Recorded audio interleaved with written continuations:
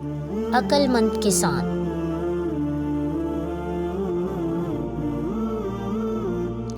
بھارت میں حیدرآباد دکن سے 7 میل دور کھولگندہ نامی ایک شہر ہے، جہاں ایک کسان اپنے کھیتوں میں بیج بو رہا تھا۔ صبح کا وقت تھا، علاقے کا نواب سیر کرتا ہوا وہاں سے گزرا۔ کسان کو محنت سے کام کرتے ہوئے دیکھ کر نواب نے سوچا کہ کسان سے اس کی خیریت دریافت کرنی چاہیے۔ وہ گھوڑے سے اترا اور کھیت کے کنارے پہنچ کر کسان سے پوچھا، کیوں بھائی، کھیتی باڑی میں تم اس قدر محنت کرتے ہو، کتنا کچھ کما لیتے ہو، کچھ فائدہ بھی ہوتا ہے یا نہیں؟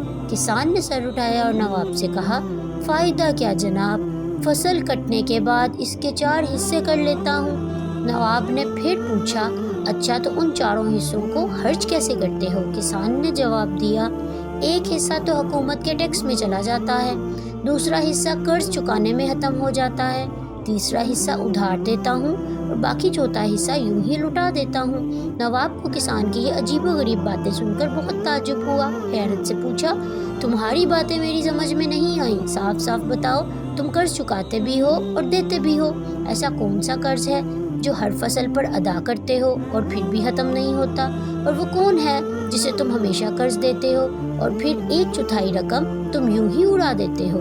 کسان نے جواب دیا، جناب بات دراصل یہ ہے کہ میرے والد نے ایک ساہوکار سے رقم ادھار لی تھی، والد کے مرنے کے بعد اس کا سود میں ادا کرتا ہوں، ایک حصہ ٹیکس دینے کے، دوسرا حصہ یہ ادا ہو جاتا ہے، اور تیسرا حصہ کسے ادھار دیتے ہو؟ نواب نے پوچھا۔ کسان نے کہا، یہ میں اپنے 2 لڑکوں پر خرچ کرتا ہوں تاکہ بڑھاپے میں وہ مجھ پر خرچ کریں۔ نواب نے پوچھا، اور یہ ایک حصہ فضول کیوں اڑا دیتے ہو؟